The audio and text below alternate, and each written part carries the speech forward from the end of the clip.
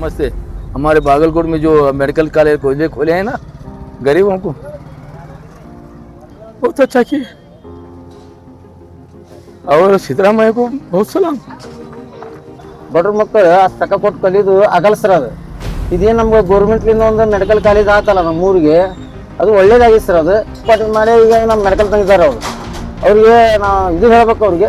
March 14ರಂದು Bagalkot ಜಿಲ್ಲೆಗೆ ಇತಿಹಾಸದ ದಿನ ಬರಲಿದೆ. ನಮ್ಮ ಜಿಲ್ಲೆಯ ಬಹುಕಾಲದ ಕನಸಾಗಿದ್ದ ಮೆಡಿಕಲ್ ಕಾಲೇಜು ಭವ್ಯವಾಗಿ ಉದ್ಘಾಟನೆಯಾಗಲಿದೆ. ಆದರೆ ಈ ಮೆಡಿಕಲ್ ಕಾಲೇಜು ಒಂದು ದಿನದಲ್ಲಿ ಬಂದದ್ದಲ್ಲ. 5 ವರ್ಷಗಳ ಹೋರಾಟ, ತ್ಯಾಗ ಮತ್ತು ಬಲಿದಾನದ ಫಲ. ಈ ಕನಸಿನ ಹಿಂದೆ ಇರುವ ದೊಡ್ಡ ಕಾರಣ ರಮೇಶ್ ಬದ್ನೂರ ಮತ್ತು ಅವರ ಜೊತೆಗಾರರ ಹೋರಾಟ. ಅವರು ಕರ್ನಾಟಕ ರಕ್ಷಣಾ ವೇದಿಕೆಯ ನಾಯಕತ್ವದ ಮೂಲಕ ಬಾಗಲಕೋಟೆಯ ಹಕ್ಕಿಗಾಗಿ ದೊಡ್ಡ ಹೋರಾಟವನ್ನು ಆರಂಭಿಸಿದರು. ಬಾಗಲಕೋಟೆಗೆ ಮೆಡಿಕಲ್ ಕಾಲೇಜು ತರಬೇಕೆಂದು ಅವರು 5 ವರ್ಷಗಳ ಕಾಲ ನಿರಂತರವಾಗಿ ಹೋರಾಟ ನಡೆಸಿದರು. ಮುಖ್ಯಮಂತ್ರಿ, ಎಂಎಲ್ಎ, ಸಚಿವರು, ಅಧಿಕಾರಿಗಳು ಯಾರನ್ನೂ ಬಿಟ್ಟಿಲ್ಲ. ಸಾವಿರಾರು ಅಧಿಕಾರಿಗಳ ಬಾಗಿಲು ತಟ್ಟಿದರು. ಜಿಲ್ಲೆಯ ಹಕ್ಕಿಗಾಗಿ ಬೇಡಿಕೊಂಡರು, ಮನವಿ ಮಾಡಿದರು, ಅವಮಾನವನ್ನು ಸಹಿಸಿಕೊಂಡರು. ಅವರು ಸಾರ್ವಜನಿಕರ ಸಹಿ ಹಾಕಿಸುವ ಕಾರ್ಯಕ್ರಮ, ದೇಣಿಗೆ ಸಂಗ್ರಹಿಸುವ ಕಾರ್ಯಕ್ರಮ, ನಾನಾ ರೀತಿಯ ಹೋರಾಟಗಳನ್ನು ಮಾಡಿದರು. ಆ ಹೋರಾಟದಲ್ಲಿ ಅತ್ಯಂತ ಗಮನ ಸೆಳೆದದ್ದು ಶೂ ಪಾಲಿಸ್ ಪ್ರತಿಭಟನೆ. ಸರ್ಕಾರ ಮತ್ತು ಅಧಿಕಾರಿಗಳ ಗಮನ ಸೆಳೆಯಲು ಅವರು ಶೂ ಪಾಲಿಸ್ ಮಾಡಿ ಪ್ರತಿಭಟನೆ ನಡೆಸಿದ್ರು. ಆ ಸಮಯದಲ್ಲಿ 9,000ಕ್ಕೂ ಹೆಚ್ಚು ಅಧಿಕಾರಿಗಳು ಜನಸಾಮಾನ್ಯರ ಬಳಿ ಹೋಗಿ ಬೂಟ್ ಪಾಲಿಶ್ ಮಾಡಿ ಮನವಿ ಮಾಡಿದ್ರು. ಮುಖ್ಯಮಂತ್ರಿಗಳಿಗೆ ಹಲವಾರು ಬಾರಿ ಭೇಟಿ ಮಾಡಿ ಬಾಗಲಕೋಟೆಗೆ ಮೆಡಿಕಲ್ ಕಾಲೇಜು ಕೊಡಬೇಕೆಂದು ನಿರಂತರವಾಗಿ ಒತ್ತಾಯಿಸಿದ್ರು. ಈ ಹೋರಾಟದ ನಡುವೆ 2 ಸರ್ಕಾರಗಳು ಬದಲಾದರೂ ಹೋರಾಟ ನಿಂತಿಲ್ಲ. ಕೊನೆಗೆ ಕಾಂಗ್ರೆಸ್ ಸರ್ಕಾರ ಅವರ ಧ್ವನಿಯನ್ನು ಕೇಳಿತು ಮತ್ತು ಬಾಗಲಕೋಟೆಗೆ ಮೆಡಿಕಲ್ ಕಾಲೇಜು ಮಂಜೂರಾಯಿತು. ಆ ಹೋರಾಟದ ಸಮಯದಲ್ಲಿ ರಮೇಶ್ ಬದ್ನೂರ ಮತ್ತು ಅವರ ಜೊತೆಗಾರರ ಮೇಲೆ ಹಲವಾರು ಪ್ರಕರಣಗಳನ್ನು ದಾಖಲಿಸಲಾಯಿತು. ಆದರೂ ಅವರು ಭಯಪಡಲಿಲ್ಲ, ಸೋಲಲಿಲ್ಲ, ಹಿಂದೆ ಸರಿಯಲಿಲ್ಲ. ಕರ್ನಾಟಕ ರಕ್ಷಣಾ ವೇದಿಕೆಯ ಕಾರ್ಯಕರ್ತರೊಂದಿಗೆ ತುಂಬಾ ಕಷ್ಟ, ತ್ಯಾಗ ಮತ್ತು ಬಲಿದಾನದ ಮೂಲಕ ಈ ಹೋರಾಟವನ್ನು ಮುಂದುವರಿಸಿದ್ರು. ಆ ಹೋರಾಟದ ಫಲವೇ ಇಂದು ಬಾಗಲಕೋಟೆಗೆ ಮೆಡಿಕಲ್ ಕಾಲೇಜು. ಮಾರ್ಚ್ 14ರಂದು ನಡೆಯುವ ಈ ಶಂಕುಸ್ಥಾಪನೆ ಕೇವಲ ಒಂದು ಕಾರ್ಯಕ್ರಮ ಅಲ್ಲ, ಇದು ಬಾಗಲಕೋಟೆಯ ಹೋರಾಟದ ಗೆಲುವು. ರಮೇಶ್ ಬದ್ನೂರ ಮತ್ತು ಅವರ ಜೊತೆಗಾರರ ಹೋರಾಟ ಬಾಗಲಕೋಟೆಯ ಇತಿಹಾಸದಲ್ಲಿ ಸದಾ ನೆನಪಿನಲ್ಲಿ ಇಡಲಾಗುತ್ತದೆ. ಬಾಗಲಕೋಟೆಗೆ ಸರ್ಕಾರಿ ವೈದ್ಯಕೀಯ ಮಹಾವಿದ್ಯಾಲಯ ಬರಬೇಕಂತ ಹೇಳಿ ಭಾಳಷ್ಟು ದಿನಗಳಿಂದ ಅದು ಬೇಡಿಕೆಯಾಗಿತ್ತು. ಅನೇಕ ನಾಗರಿಕ ಹೋರಾಟಗಳು ಕೂಡ ಆ ದಿಶೆಯಲ್ಲಿ ಸಂಘಟಿಸಲ್ಪಟ್ಟಿದ್ದವು. ವಿಶೇಷವಾಗಿ ಕರ್ನಾಟಕ ರಕ್ಷಣಾ ವೇದಿಕೆಯ ನೇತೃತ್ವದಲ್ಲಿ, ರಮೇಶ್ ಬದ್ನೂರ್ ಅವರ ನೇತೃತ್ವದಲ್ಲಿ ಕರ್ನಾಟಕ ರಕ್ಷಣಾ ವೇದಿಕೆ ಹಲವಾರು ರೀತಿಯ ಹೋರಾಟಗಳನ್ನು ಮಾಡಿತ್ತು. ಈ ಮೆಡಿಕಲ್ ಕಾಲೇಜ್ಗೋಸ್ಕರ ಬೂಟ್ ಪಾಲಿಶ್ ಮಾಡುವುದು ಅಥವಾ ಆ ಸರ್ಕಾರದ ಗಮನ ಸೆಳೆಯುವಂಥ ನಿಟ್ಟಿನಲ್ಲಿ ಅನೇಕ ಹೋರಾಟಗಳನ್ನು ಸಂಘಟಿಸಿತ್ತು. ಅದರ ಪ್ರತಿಫಲವಾಗಿ ಮತ್ತು ದಿವಂಗತ ನಮ್ಮ ಬಾಗಲಕೋಟೆಯ ಶಾಸಕರಾಗಿರ್ತಕ್ಕಂಥ ಸನ್ಮಾನ್ಯ HY ಮೇಟಿಯವರ ರಾಜಕೀಯ ಇಚ್ಛಾಶಕ್ತಿ ಮತ್ತು ಕರ್ನಾಟಕ ಘನ ಸರ್ಕಾರದ ಮಾನ್ಯ ಮುಖ್ಯಮಂತ್ರಿಗಳಾದ ಸನ್ಮಾನ್ಯ ಶ್ರೀ ಸಿದ್ದರಾಮಯ್ಯನವರ ಏನು ಒಂದು ದೂರದೃಷ್ಟಿಯ ಪ್ರತಿಫಲವಾಗಿ ಮತ್ತು ನಮ್ಮ ಜಿಲ್ಲಾ ಉಸ್ತುವಾರಿ ಮಂತ್ರಿಗಳಾದ ಸನ್ಮಾನ್ಯ ಶ್ರೀ RB ತಿಮ್ಮಾಪುರ್ ಅವರ ಸತತ ಪ್ರಯತ್ನದ ಫಲವಾಗಿ ಬಾಗಲಕೋಟೆಗೆ ಈಗ ಸರ್ಕಾರಿ ವೈದ್ಯಕೀಯ ಮಹಾವಿದ್ಯಾಲಯ ಏನು ಇವತ್ತು 14ನೇ ತಾರೀಕಿಗೆ ಉದ್ಘಾಟನೆ ಆಗಲಿದೆ, ಶಿಲಾನ್ಯಾಸ ಆಗಲಿದೆ. ಅದು ಭಾಳ ಸ್ವಾಗತಾರ್ಹವಾಗಿರ್ತಕ್ಕಂಥ ವಿಚಾರ. ಬಾಗಲಕೋಟೆಯ ಸುತ್ತಮುತ್ತಲಿನ ಬಡ ಜನರಿಗೆ ಇದರಿಂದ ತುಂಬ ಅನುಕೂಲ ಆಗಲಿದೆ ಮತ್ತು ವೈದ್ಯಕೀಯ ವಿದ್ಯಾರ್ಥಿಗಳಿಗೆ ಕೂಡ ಎಲ್ಲ ರೀತಿಯಿಂದ ಅನುಕೂಲ ಆಗ್ತಕ್ಕಂಥ ಒಂದು ವಿಶಿಷ್ಟ ಒಂದು ಕಾರ್ಯಕ್ರಮವನ್ನು ಕರ್ನಾಟಕ ಘನ ಸರ್ಕಾರ ಮಾನ್ಯ ಸಿದ್ದರಾಮಯ್ಯನವರ ನೇತೃತ್ವದಲ್ಲಿ ಕೊಟ್ಟಿದೆ. ಅದನ್ನು ಒಬ್ಬ ಬಾಗಲಕೋಟೆಯ ನಾಗರಿಕನಾಗಿ ವಕೀಲ ಸಮುದಾಯದ ವತಿಯಿಂದ ನಾನು ಹೃತ್ಪೂರ್ವಕವಾದ ಧನ್ಯವಾದಗಳನ್ನು ಮಾನ್ಯ ಸರ್ಕಾರಕ್ಕೆ ಕೊಡಬಯಸ್ತೀನಿ. ಈ ಸಂದರ್ಭದಲ್ಲಿ ಈ ನಿಟ್ಟಿನಲ್ಲಿ ಹೋರಾಟವನ್ನು ಮಾಡಿರ್ತಕ್ಕಂಥ ರಮೇಶ್ ಬದ್ನೂರ್ ಅವರ ನೇತೃತ್ವದ ಏನು ಕರ್ನಾಟಕ ರಕ್ಷಣಾ ವೇದಿಕೆ ಇದೆ, ಆ ಎಲ್ಲ ಪದಾಧಿಕಾರಿಗಳು ಕೂಡ ನಾನು ಈ ಸಂದರ್ಭದಲ್ಲಿ ಅಭಿನಂದನೆಯನ್ನು ಹೇಳಲಿಕ್ಕೆ ಇಚ್ಛಪಡ್ತಾ ಇದ್ದೇನೆ. ನಮಸ್ಕಾರ. ಇದೇ ದಿನಾಂಕ 14ರಂದು ಸನ್ಮಾನ್ಯ ಮುಖ್ಯಮಂತ್ರಿಗಳಾದಂಥ ಸನ್ಮಾನ್ಯ ಶ್ರೀ ಸಿದ್ದರಾಮಯ್ಯ ಸಾಹೇಬರು ಬಾಗಲಕೋಟೆ ಮೆಡಿಕಲ್ ಕಾಲೇಜ್ ಭೂಮಿ ಪೂಜೆಗೆ ಕಾರ್ಯಕ್ರಮಕ್ಕೆ ಆಗಮಿಸಿದ್ದು ನಮ್ಮ ಬಾಗಲಕೋಟೆಯ ಜನತೆಗೆ ನಿಜವಾಗಲೂ ತುಂಬ ಸಂತೋಷ ಆಗಿದೆ ಅಂತ ಹೇಳಿದ್ರೆ ತಪ್ಪಾಗಲಿಕ್ಕಿಲ್ಲ. ಸುಮಾರು ವರ್ಷಗಳ ಹಿಂದೆ ನಮ್ಮ ಬಾಗಲಕೋಟೆ ಜನರ ಬೇಡಿಕೆ ಆದಂಥ ಮೆಡಿಕಲ್ ಕಾಲೇಜ್ ಇದು ಪ್ರಾರಂಭವಾಗಿದ್ದು ಕರ್ನಾಟಕ ರಕ್ಷಣಾ ವೇದಿಕೆ ಅಂದಿನ ಅಧ್ಯಕ್ಷರಾದಂಥ ಸನ್ಮಾನ್ಯ ಶ್ರೀ ರಮೇಶ್ ಬದ್ನೂರ್ ಅವರು ಈ ಮೆಡಿಕಲ್ ಕಾಲೇಜ್ ಬೇಡಿಕೆಗೆ ಚಾಲನೆ ಕೊಟ್ಟಿದ್ದರು. ಅವರ ಸಂಘಟನೆ ಭಾಳ ಅತ್ಯಂತ ಮುಖ್ಯಮಂತ್ರಿಗಳ ಗಮನ ಸೆಳೆಯಲು ಯಶಸ್ವಿಯಾಗಿತ್ತು. ಮುಖ್ಯವಾಗಿ ಮೆಡಿಕಲ್ ಕಾಲೇಜ್ ವಿಷಯದಲ್ಲಿ ಬೂಟ್ ಪಾಲಿಶ್ ಅಭಿಯಾನ ಅಂಥೇಳಿ ಅದೊಂದು ಹೋರಾಟದ ಚಳವಳಿ ಮುಖಾಂತರ ಮುಖ್ಯಮಂತ್ರಿಗಳಾಗಿರ್ಬೋದು ಹಾಗೂ ಬಾಗಲಕೋಟೆ ಜಿಲ್ಲೆ ಎಲ್ಲರ ಗಮನ ಸೆಳೆಯುವಲ್ಲಿ ಸನ್ಮಾನ್ಯ ರಮೇಶ್ ಬದ್ನೂರ್ ಹಾಗೂ ಅವರ ತಂಡ ಯಶಸ್ವಿಯಾಗಿತ್ತು. ಆಗಿನ ಕಾಲದಲ್ಲಿ ಸಿದ್ದರಾಮಯ್ಯನವರು ಮಾತು ಕೊಟ್ಟಿದ್ದರು, ಬಾಗಲಕೋಟೆಗೆ ಒಂದು ಮೆಡಿಕಲ್ ಕಾಲೇಜ್ ಮಾಡಿಕೊಡ್ತೀವಿ ಅಂಥೇಳಿ ಮಾತು ಕೊಟ್ಟಿದ್ದರು. ಅದಾದ ನಂತರ ಬಾಗಲಕೋಟೆ ವಿಧಾನಸಭೆ ಏನು ಚುನಾವಣೆ ನಡೀತು, ಅಲ್ಲಿ ಸನ್ಮಾನ್ಯ ಶ್ರೀ ಮೇಟಿ ಸಾಹೇಬ್ರು ಶಾಸಕರಾಗಿ ಆಯ್ಕೆಯಾಗಿ ಬಂದರು.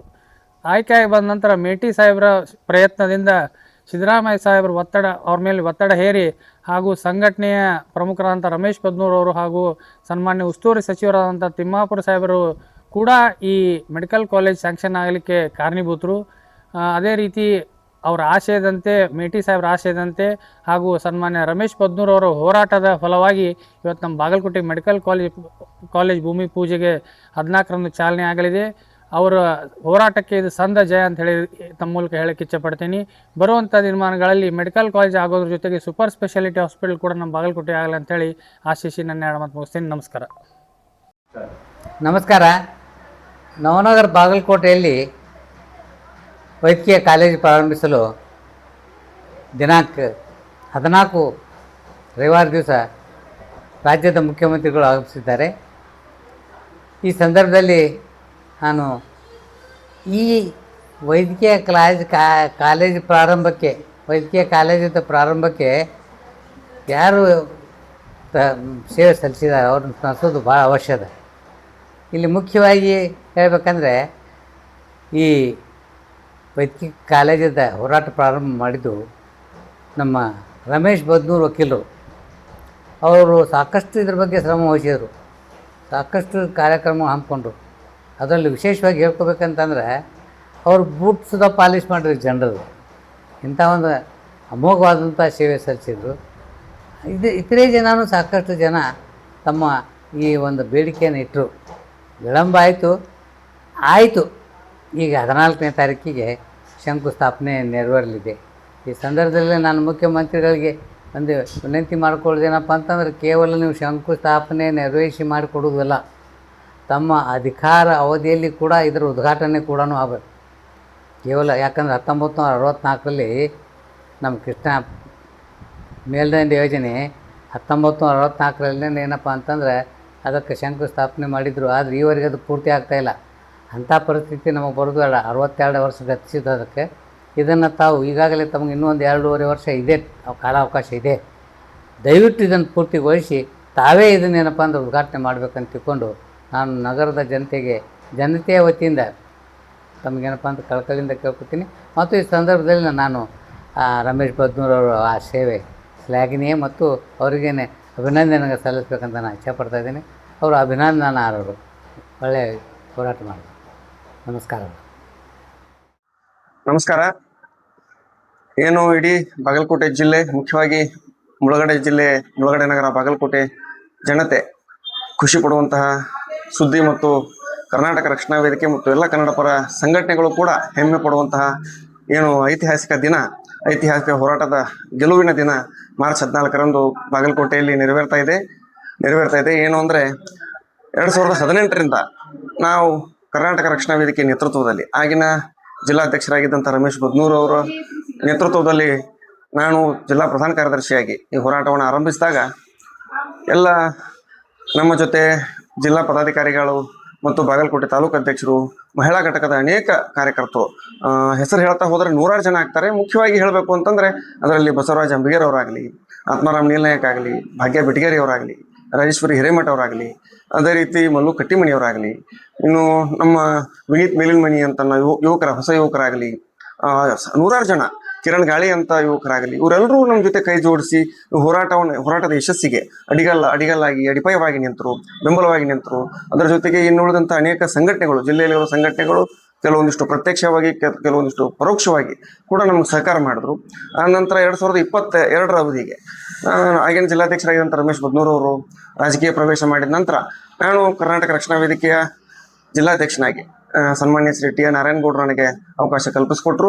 ಆ ಹೋರಾಟವನ್ನು ಮುಂದುವರಿಸಿ ಅಲ್ಲಿವರೆಗೂ ನಾವು ಪತ್ರ ಚಳವಳಿ, ಸಹಿ ಸಂಗ್ರಹ ಅಭಿಯಾನ ಮತ್ತು ಬೂಟ್ ಪಾಲಿಶ್ ಹೋರಾಟಗಳನ್ನ ಮಾಡಿ ಸರ್ಕಾರವನ್ನು ಎಚ್ಚರಿಸ್ತಾ ಬಂದಿದ್ವಿ. ನನ್ನ ಅವಧಿ ಬಂದ ನಂತರ ನಾವು ಭಿಕ್ಷೆ ಮಾಡಿ ಸರ್ಕಾರಕ್ಕೆ ದುಡ್ಡು ಕೊಡೋದು, ಮತ್ತು ಭಿಕ್ಷೆ ಬೇಡಿದ ಸರ್ಕಾರಕ್ಕೆ ದುಡ್ಡು ಕೊಡೋದು, ಜೊತೆಗೆ ಜಿಲ್ಲಾಡಳಿತ ಭವನದಿಂದ ಶಾಸಕರ ಮನೆಯವರೆಗೂ ದೀಡ್ ನಮಸ್ಕಾರ ಹಾಕಿ ಪ್ರತಿಭಟನೆ ಮಾಡುವಂಥ ಪ್ರಯತ್ನವನ್ನು ಮಾಡಿದ್ವಿ. ಆಗ ನಮ್ಮನ್ನು ಪೊಲೀಸ್ ಇಲಾಖೆಯವರು ಬಂಧಿಸಿ ಆ ಹೋರಾಟವನ್ನು ಹತ್ತಿಕ್ಕಿದ್ರು.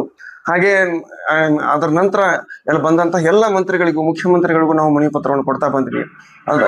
ಅದರ ಜೊತೆಗೆ ಸನ್ಮಾನ್ಯ ಶ್ರೀ ದಿವಂಗತ ಎಚ್ ವೈ ಮೇಟಿ ಅವರು ನಮ್ಮ ಹೋರಾಟಕ್ಕೆ ಸ್ಪಂದಿಸಿ ಅವರು ಕೂಡ ಮುಖ್ಯಮಂತ್ರಿಗಳ ಮೇಲೆ ಒತ್ತಡ ಹೇರ್ತಾ ಬಂದರು. ದುರದೃಷ್ಟವಶಾತ್ ಇವತ್ತು ಅವರು ನಮ್ಮ ಜೊತೆಗಿಲ್ಲ. ಇಲ್ಲದೆ ಅವರ ಅನುಪಸ್ಥಿತಿ ನಮಗೆ ಬಹಳ ಕಾಡುತ್ತೆ ಈ ಶಂಕುಸ್ಥಾಪನೆಯಲ್ಲಿ. ಅದೇ ರೀತಿ ಉಸ್ತುವಾರಿ ಸಚಿವರು ತುಂಬ ಪ್ರಯತ್ನ ಪಟ್ಟು ಮುಖ್ಯಮಂತ್ರಿಗಳ ಮನವೊಲಿಸಿ, ಇನ್ನು ಇಲ್ಲಿಯ ಸ್ಥಳೀಯ ನಾಯಕರು ಹೊಳಬಸು ಶೆಟ್ಟರ್ ಆಗಿರ್ಬೋದು, ಪ್ರಕಾಶ್ ತಪ್ಶೆಟ್ಟಿ ಅವರಾಗಿರ್ಬೋದು, ಸಂತೋಷ್ ಉಕ್ರಾಣಿ ಅವರಾಗಿರ್ಬೋದು, ಉಮೇಶಣ್ಣ ಮೇಟಿಯವರು ಮತ್ತು ಮಲ್ಲುವಣ್ಣ ಮೇಟಿಯವರು, ಇನ್ನು ಅನೇಕ ಕಾಂಗ್ರೆಸ್ಸಿನ ಮುಖಂಡರು ಕೂಡ ಮುಖ್ಯಮಂತ್ರಿಗಳ ಗಮನಕ್ಕೆ ಮತ್ತು ಉಸ್ತುವಾರಿ ಸಚಿವರ ಗಮನಕ್ಕೆ ಸರ್ಕಾರಿ ವೈದ್ಯಕೀಯ ಕಾಲೇಜಿನ ಮಹತ್ವವನ್ನು ಹೇಳ್ತಾ ಬಂದರು. ಈಗ ಅದರ ಪ್ರತಿಫಲವಾಗಿ ಮುಖ್ಯಮಂತ್ರಿಗಳು ಮಾರ್ಚ್ 14ರಂದು ಬಾಗಲಕೋಟೆಗೆ ಆಗಮಿಸಿ ಶಂಕುಸ್ಥಾಪನೆಯನ್ನು ಉದ್ಘಾಟನೆ ಮಾಡಲಿದ್ದಾರೆ. ಅವರ ಜೊತೆಗೆ ಉಪಮುಖ್ಯಮಂತ್ರಿಗಳಾದ ಡಿ ಕೆ ಶಿವಕುಮಾರ್ ಸಾಹೇಬರು ಮತ್ತು ನನ್ನ ನೆಚ್ಚಿನ ರಾಜಕಾರಣಿಯಾದಂತಹ ಸತೀಶ್ ಜಾರಕಿಹೊಳಿ ಅವರಾಗಿರ್ಬೋದು, ಇನ್ನೂ ಅನೇಕ ಸಚಿವ ಸಂಪುಟದ ಸಚಿವರು ಮತ್ತು ಜಿಲ್ಲೆಯ ಎಲ್ಲ ಶಾಸಕರುಗಳು, ಮಂತ್ರಿಗಳು ಬರ್ತಾ ಇದ್ದಾರೆ. ಅವರೆಲ್ಲರಿಗೂ ನಾನು ಕರ್ನಾಟಕ ರಕ್ಷಣಾ ವೇದಿಕೆ ಶಿವರಾಮೇಗೌಡರ ಬಣದ ವತಿಯಿಂದ ಅನಂತ ಧನ್ಯವಾದಗಳನ್ನು ಸಲ್ಲಿಸ್ತೀನಿ. ಮತ್ತು ಈ ಸರ್ಕಾರಿ ವೈದ್ಯಕೀಯ ಕಾಲೇಜು ಇವತ್ತು ಯಶಸ್ವಿಯಾಗಿ ಶಂಕುಸ್ಥಾಪನೆ ಆಗಬೇಕು ಅಂತಂದ್ರೆ ಅದಕ್ಕೆ ಮುಖ್ಯವಾದ ಕಾರಣ ಬೂಟ್ ಪಾಲಿಶ್ ಮಾಡೋದಂಥ ಹೋರಾಟ. ಆದ ಕಾರಣಕ್ಕೆ ಸದರಿ ಮಹಾವಿದ್ಯಾಲಯಕ್ಕೆ ಸರ್ಕಾರ ಮಹಾಶರಣ ಸಮಗಾರ ಹಳೆಯನವರ ಹೆಸರಿಡಬೇಕು ಅಂತ ನಾನು ಈ ಮೂಲಕ ವಿನಂತಿ ಮಾಡ್ತೇನೆ. ಆ ಜನರ ಕನಸೇ ನನ್ನ ಹೋರಾಟದ ದೊಡ್ಡ ಶಕ್ತಿ ಆಯಿತು.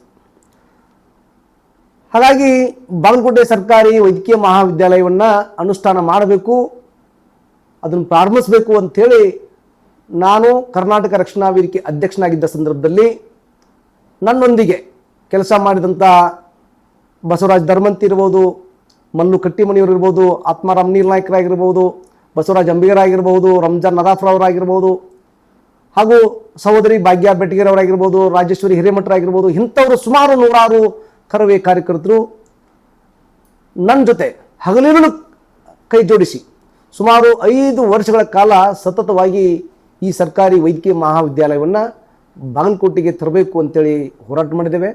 ಇದಕ್ಕೆ ಮಾರ್ಗದರ್ಶನ ಮಾಡಿದವರು ಹಲವಾರು ಈ ಬಾಗಲಕೋಟೆ ಜಿಲ್ಲೆಯ ಮಾಧ್ಯಮ ಮಿತ್ರರು, ಹಿರಿಯ ರಾಜಕಾರಣಿಗಳು. ಉದಾಹರಣೆಗೆ ನಮ್ಮ MP ನಾಡಗೌಡರವರು, ಮಾಜಿ ವಿಧಾನ ಪರಿಷತ್ ಸದಸ್ಯರಂತ MP ನಾಡಗೌಡರವರು, ಇವರೆಲ್ಲರೂ ಕೂಡ ನಾವು ಮಾರ್ಗದರ್ಶನ ಮಾಡುವ ಮೂಲಕ ವಿವಿಧ ರೀತಿಯಾದಂಥ ಹಲವಾರು ಹೋರಾಟಗಳನ್ನ ನಾವು ರೂಪಿಸಿದ್ವಿ. ಅದರಲ್ಲಿ ಪ್ರಮುಖವಾಗಿ ಈ ಹೋರಾಟ ಆಗಿರೋದು ಅಂತ ಹೇಳಿದರೆ ಅದು ಶೂ ಪಾಲಿಶ್.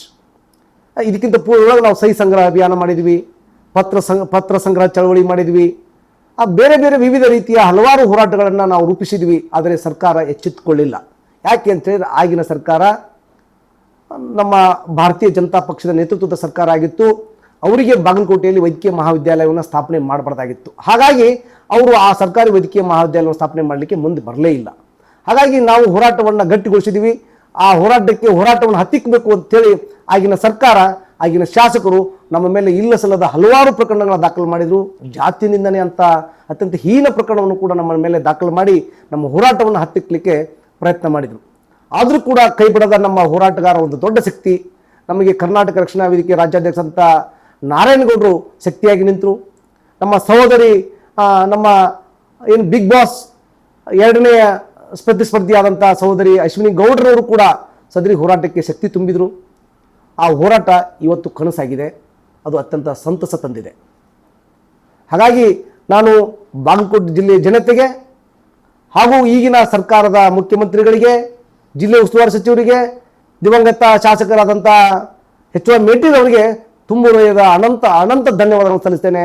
ಹಾಗಾಗಿ ಇವತ್ತಿನ 14ನೇ ತಾರೀಕಿಗೆ ನಡೀತಕ್ಕಂಥ ಏನು ಈ ಶಂಕುಸ್ಥಾಪನೆ ಇದೆ, ವೈದ್ಯಕೀಯ ಮಹಾವಿದ್ಯಾಲಯದ ಶಂಕುಸ್ಥಾಪನೆ, ಇದು ಬಾಗಲಕೋಟೆ ಜಿಲ್ಲೆಯ ಜನತೆಯ ಕನಸು ಇವತ್ತು ನನಸಾಗ್ತಾ ಇದೆ. ಹಾಗಾಗಿ ಆ ಒಂದು ಸಂಭ್ರಮದ ಕಾರ್ಯಕ್ರಮದಲ್ಲಿ ತಾವೆಲ್ಲರೂ ಕೂಡ ಪಾಲ್ಗೊಳ್ಬೇಕು ಅಂತೇಳಿ ಈ ಸಂದರ್ಭದಲ್ಲಿ ನಾನು ಎಲ್ಲರನ್ನೂ ವಿನಂತಿ ಮಾಡ್ಕೊಳ್ತೇನೆ. ಎಲ್ಲರಿಗೂ ನಮಸ್ಕಾರ.